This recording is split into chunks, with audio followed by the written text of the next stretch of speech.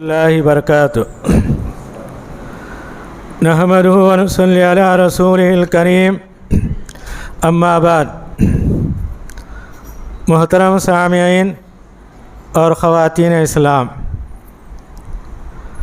آج کی تلاوت میں 17واں پارہ اقترب للناس حسابہم مکمل ہوا، جس میں سورہ انبیاء کی 112 آیتیں اور سورہ حج کی 70 پر 8 آیتیں، مکمل 190 آیتوں کی تلاوت ہوئی۔ اللہ تعالیٰ سے دعا ہے کہ آج کی تلاوت کو اور اس کے سننے کو قبول فرمائے اور ہمارے گناہوں کو معاف فرمائے۔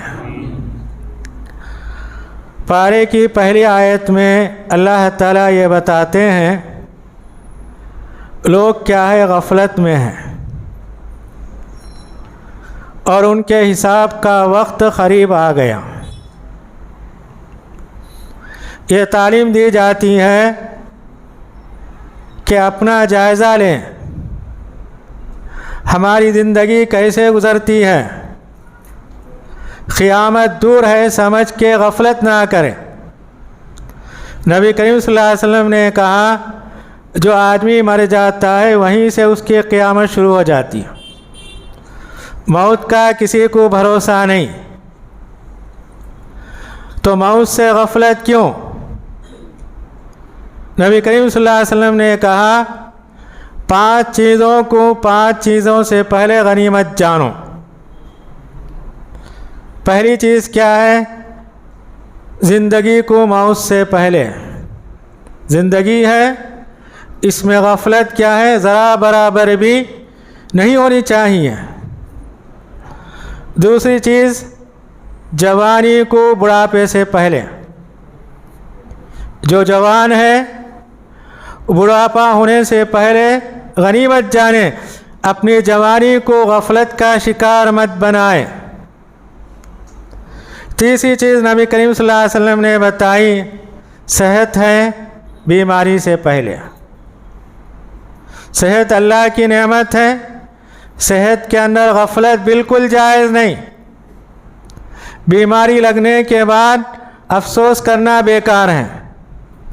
چوتھی چیز نبی کریم صلی اللہ علیہ وسلم نے بتائی مالداری سے پہلے یعنی فقیری سے پہلے ہم غنیمت جانے، جو کچھ ہمارے پاس دولت ہے، مالدار ہیں، معلوم نہیں کب اس کا دیوالہ ہو جائے گا، فقیری آئے گی معلوم نہیں، دولت ہے اس کی قدر کرو، اس کے اندر غفلت نہیں ہونا چاہیے۔ فقیری لائق ہونے کے بعد افسوس کرنا بیکار۔ اور آخری بات نبی کریم صلی اللہ علیہ وسلم نے کہی ہمارے پاس فرصت کا وقت ہے، کام لگنے سے پہلے غنیمت جانو۔ کام کب ہونے والا ہے، کب لگنے والا ہے، فرصت کب ختم ہونے والی ہے، اللہ کے سوا کوئی نہیں جانتا۔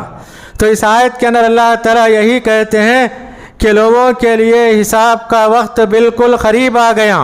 لوگوں کی حالت کیا ہے؟ غفلت میں ہے۔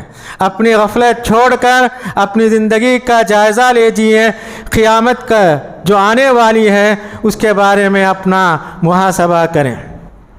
دوسری بات اللہ تعالیٰ اس صورت کے اندر یہ بتاتے ہیں اس دنیا کے اندر جتنے اللہ کے پیغمبر آئے تھے وہ سارے کے سارے مرد تھے، کسی عورت کو اللہ تعالیٰ پیغمبر نہیں بنایا۔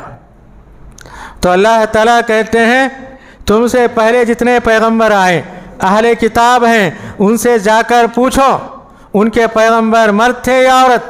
فاسألوا اہل الذکر ان کنتم لا تعلمون، ذکر والوں سے پوچھو اگر تم نہیں جانتے ہو۔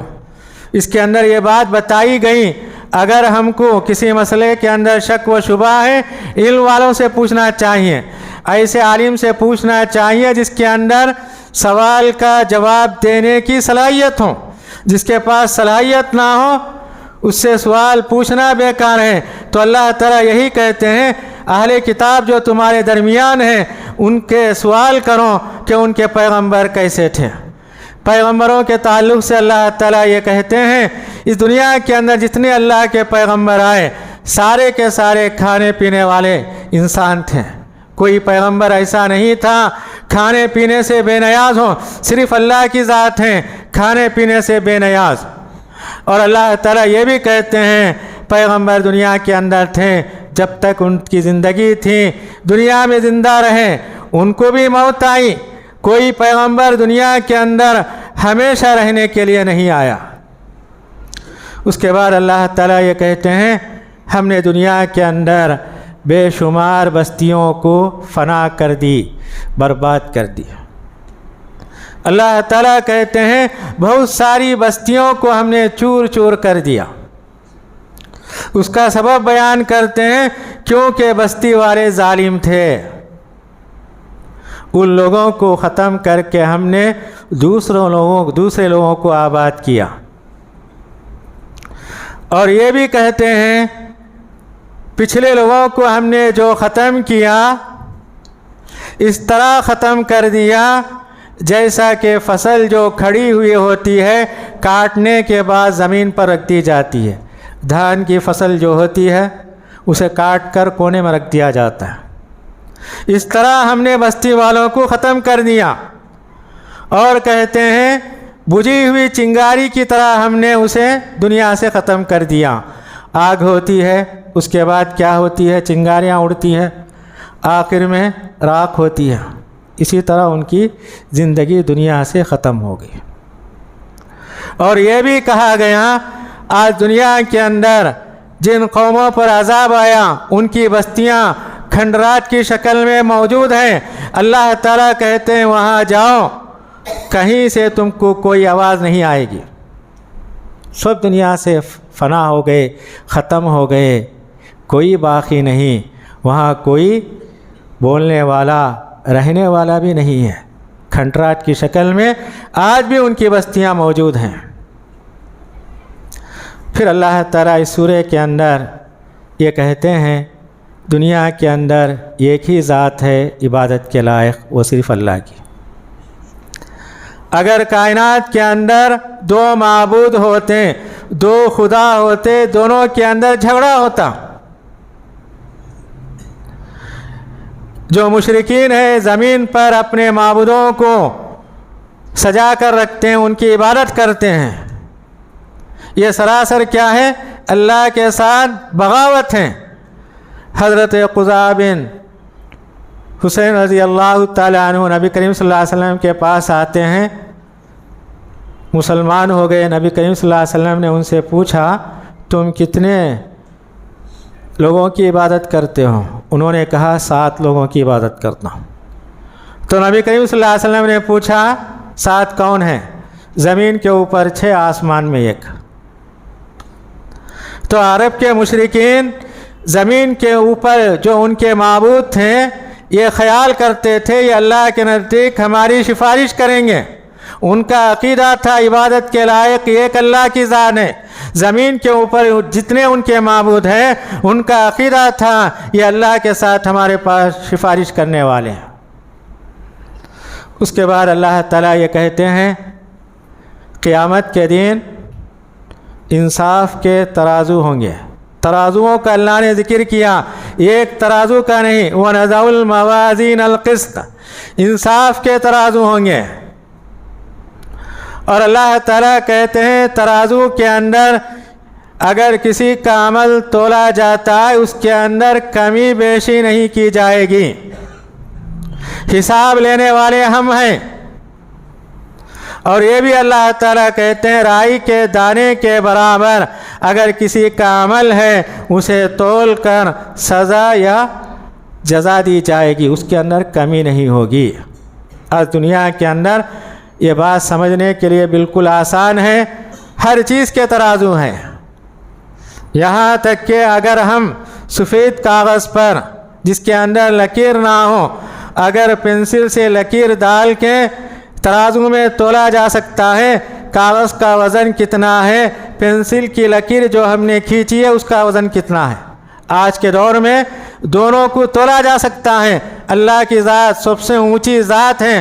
آج سے 1400 سال پہلے اللہ تعالیٰ نے کہا ہمارے پاس کیا ہے؟ انصاف کے ترازو ہیں، اس کے اندر کسی کے اوپر ظلم نہیں ہوگا۔ اس کے بعد اللہ تعالیٰ ابراہیم علیہ السلام کا واقعہ بیان کرتے ہیں۔ وہ واقعہ انہوں نے سارے چھوٹے چھوٹے بتوں کو توڑ کر بڑے بت کے گردن میں کلہاڑی لگا دی۔ جب لوگوں نے آ کر دیکھا کہ ہمارے سارے بت ٹوٹے ہوئے ہیں، آپس میں پوچھنے لگے یہ حرکت کس نے کی؟ لوگوں نے کہا ہمارے معبودوں کے خلاف بولنے والا ایک نوجوان ہے، اس کا نام ابراہیم ہے۔ لوگوں نے کہا اسے بلا کے لاؤ۔ ابراہیم علیہ السلام آئے، ان سے پوچھا گیا، انہوں نے کہا تمہارے بڑے بت سے پوچھو۔ وہ خاموش ہو گئے، حالانکہ بت کو انہوں نے توڑا، مگر بڑے بت کی طرف انہوں نے اشارہ کیا۔ نبی کریم صلی اللہ علیہ وسلم نے کہا ابراہیم علیہ السلام 3 جھوٹ اللہ کے لیے بولے، اپنے ذات کے لیے انہوں نے کبھی بھی جھوٹ نہیں بولا۔ 3 جھوٹ میں پہلا جھوٹ یہ ہے، بتوں کو توڑ کر بڑے بت کی طرف انہوں نے اشارہ کیا۔ ساری قوم والے عید کو جا رہے تھے، ان کو بلایا گیا، انہوں نے کہا میں بیمار ہوں، یہ دوسرا جھوٹ۔ تیسرا جھوٹ انہوں نے یہ کہا، اپنی بیوی حضرت سارہ رضی اللہ تعالی عنہا کو مصر لے کر جا رہے تھے۔ مصر کا بادشاہ جو ظالم تھا، اگر میاں بیوی ہوتے بیوی کو اپنے پاس رکھ لیتا، اگر بھائی بہن ہوتے ان کو چھوڑ دیتا۔ تو ابراہیم علیہ السلام نے اسلامی اعتبار سے، خونی اعتبار کا لحاظ نہیں کیا، انہوں نے اسلام کا لحاظ کرتے ہوئے اپنی بیوی حضرت سارہ کو بہن کہا۔ یہ تیسرا جھوٹ تھا۔ تو نبی کریم صلی اللہ علیہ وسلم نے کہا ان کے یہ 3 جھوٹ اللہ کے لیے تھے، اللہ تعالیٰ ان کے اوپر مواخذہ نہیں کرے گا۔ اس کے بعد یہ بتایا گیا ابراہیم علیہ السلام کو جب آگ کے علاوے میں ڈالا جا رہا تھا، انہوں نے اللہ سے دعا کی، جبکہ فرشتوں نے آ کر یہ کہا ہم آپ کے لیے مدد کے لیے حاضر ہیں۔ انہوں نے کہا نہیں، حسبنا اللہ نعم الوکیل نعم المولا و نعم النصیر، میرا رب کیا ہے مجھے کافی ہے۔ تو ان کو آگ میں ڈالا گیا تو اللہ تعالیٰ نے یہ آواز دی وَقُلْنَا يَا نَارُ كُونِي بَرْدًا وَسَلَامًا عَلَىٰ إِبْرَاہِيمَ، اے آگ تو ابراہیم علیہ السلام پر ٹھنڈی اور سلامتی والی آگ بن جا۔ آگ جل رہی تھی، اس کی شعلے آسمان سے باتیں کر رہی تھیں، ابراہیم علیہ السلام اس کے اندر ڈالے گئے، صحیح سالم وہاں سے نکل کے آ گئے۔ اس کے بعد اللہ تعالیٰ 3 پیغمبروں کی دعاؤں کو ذکر کیا۔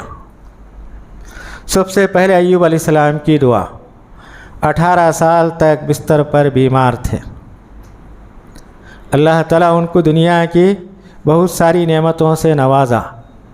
جب اللہ تعالیٰ آزماتے ہیں ایک ایک نعمت ان سے چھین لیتے ہیں۔ جب نعمتیں چھین گئیں، سارے لوگ ان سے الگ ہو گئے، بستر پر ان کو تنے تنہا چھوڑ کے چلے گئے، صرف ان کی بیوی خدمت میں لگی ہوئی تھی۔ اللہ تعالیٰ ان کی دعا کو نقل کرتے ہوئے کہتے ہیں انی مسنی الضر وانت ارحم الراحمین، اے میرے رب مجھے تکلیف پہنچی ہے۔ دعا کا انداز دیکھیے، انہوں نے اللہ سے یہ نہیں کہا اے اللہ تو نے نعمتیں مجھے دی، تو نے نعمتیں مجھ سے چھین لی، اے اللہ تو مجھے بیماری میں مبتلا کر دیا، ایسا نہیں کہا۔ تکلیف کو اپنے طرف انہوں نے منسوب کی، اے اللہ مجھے تکلیف پہنچی ہے، میرا جسم کیا ہے، کیڑوں کی شکل میں ہے، کیڑے اسے کھا رہے ہیں۔ وَأَنْتَ أَرْحَمُ الرَّاحِمِينَ، اور اللہ تعالیٰ سے کہتے ہیں تو رحم کرنے والوں میں سے سب سے زیادہ رحم کرنے والا ہے۔ ایک طرف انہوں نے اپنی تکلیف کا اظہار کیا اور دوسرا اللہ سے امید رکھتے ہیں۔ علماء نے کہا اگر ہماری کوئی تکلیف ہے اللہ کے سامنے پیش کرو، وہ تکلیف کے مطابق اللہ کا نام لے کر اس کے اندر شامل کرو۔ جو آدمی بیمار ہوتا ہے اسے رحم کی ضرورت ہے، جو آدمی تکلیف میں مصیبت میں رہتا ہے اسے کیا رحم کی ضرورت ہے۔ تو ایوب علیہ السلام نے کہا اللہ تو رحم کرنے والا ہے، مجھ پر رحم کر۔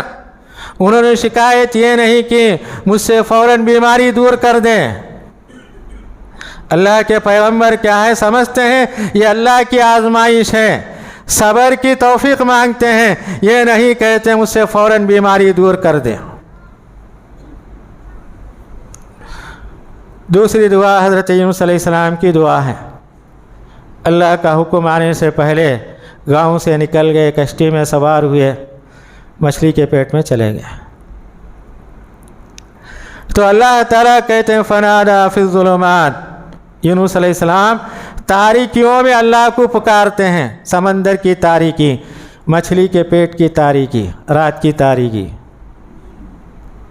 لا الہ الا انت سبحانک انی کنت من الظالمین،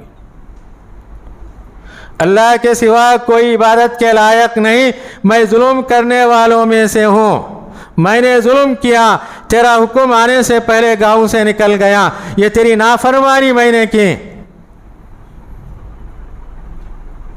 اللہ کے سامنے شکایت نہیں کرتے ہیں بلکہ اپنی غلطی اللہ کے سامنے پیش کرتے ہیں، تو اللہ تعالیٰ ان کی دعا کو قبول کیا، اور اللہ تعالیٰ خود کہتے ہیں اگر ان کے زبان سے یہ دعا نہیں نکلتی قیامت تک وہ مچھلی کے پیٹ میں رہتے۔ تو ہم اللہ سے دعا کرتے ہیں تو ان چیزوں کو خیال کرنا چاہیے۔ تیسری دعا حضرت زکریا علیہ السلام کی دعا، بالکل بوڑھے ہو چکے ہیں، ہڈیاں کمزور، اللہ سے کہتے ہیں ربی لا تذرنی فردا، اے اللہ مجھے اکیلا مت چھوڑ، مجھے بچے نہیں ہیں، وانت خیر الوارثین، تو کیا ہے بہتر وارث دینے والا ہے۔ انہوں نے اپنی عاجزی اللہ کے سامنے رکھی، اے اللہ میرے بعد میرا وارث نہیں ہے، مجھے وارث ہونا جو میرے قوم کو اور میرے خاندان والوں کی رہنمائی کرے۔ تو اللہ تعالیٰ نے ان کی دعا قبول کیا اور انہیں یحییٰ بیٹا عنایت فرمایا، اللہ تعالیٰ ان کو پیغمبر بنایا۔ تو اللہ تعالیٰ نے ان سارے پیغمبروں کا ذکر کرتے ہوئے یہ کہتے ہیں یہ سارے پیغمبر کیا تھے؟ یدعوننا، یہ ہم کو پکارتے تھے۔ کیسے پکارتے تھے؟ رغبا و رہبا، امید رکھتے ہوئے، ڈرتے ہوئے۔ اللہ سے ہم دعا کرنا یقین کے ساتھ، امید بھی ہونا اور ساتھ ساتھ ڈر بھی ہونا کہیں اللہ تعالیٰ ہماری دعا کو قبول کرے گا یا نہیں۔ وَكَانُوا لَنَا خَاشِعِينَ، اور اللہ تعالیٰ کہتے ہیں یہ سارے کے سارے مجھ سے ڈرنے والے تھے۔ اس کے بعد اللہ تعالیٰ حضرت مریم علیہ السلام کا ذکر کرتے ہیں، اللہ تعالیٰ ان کا نام لیے بغیر، نیک عورت جس نے اپنی عفت کی حفاظت کی۔ اللہ تعالیٰ ان کی عظمت بتانے کے لیے ان کا نام نہیں لیا۔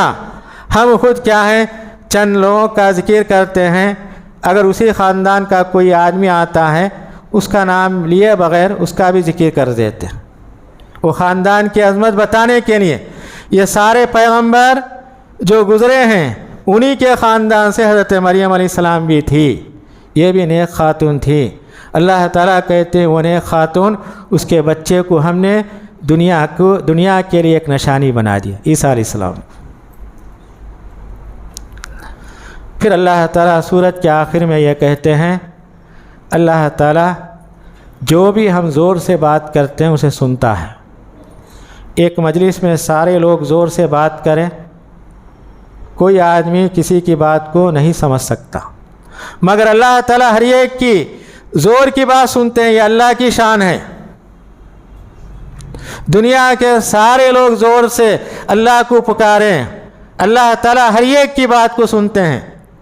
اِنَّهُ يَعْلَمُ الْجَهْرَ مِنَ الْقَوْلِ وَيَعْلَمُ مَا تَكْتُمُونَ، اور اللہ تعالیٰ جو بھی ہم زور سے کہتے ہیں اسے بھی جانتے ہیں، جو چھپاتے ہیں دل کے اندر اسے بھی جانتے ہیں۔ جو لوگ خبر میں آرام کرتے ہیں سارے لوگ جا کر ان کو پکارے کیسے سن سکتے ہیں؟ ایک انسان کیا ہے جب تک زندہ رہتا ہے تمام لوگ زور سے پکارے نہیں سن سکتا، جب وہ مر گیا خبر کے اندر رکھ دیا، اس کے خبر کے پاس جا کر زور زور سے سارے لوگ پکارتے ہیں، کس کی بات سنے گا؟ یہ انسان کیا ہے عاجز ہے، مگر اللہ کی ذات کیا ہے سب سے اونچی ذات ہے۔ اس کے بعد والی سورت سورہ حج ہے۔ اس سورت کے اندر حج کا اللہ تعالیٰ نے مختصر ذکر کیا۔ پہلی آیت کے اندر اللہ تعالیٰ نے بتایا قیامت کا زلزلہ بڑا سخت زلزلہ ہے۔ اس دن کیا ہے، حمل والی عورتیں اپنے حمل کو گرا دے گی خوف کی وجہ سے، دہشت کی وجہ سے۔ دودھ پلانے والی عورتیں اپنے بچوں کو دودھ پلانا چھوڑ دے گی خوف کی وجہ سے، ڈر کی وجہ سے۔ سارے لوگ کیا ہے، نشے کی حالت میں ہو جائیں گے، اور اللہ تعالیٰ کہتے وما ہم بسکارا، یہ نشے کی حالت نہیں بلکہ اللہ کا عذاب دیکھ کر ان کے اوپر یہ حالت طاری ہو جائے گی۔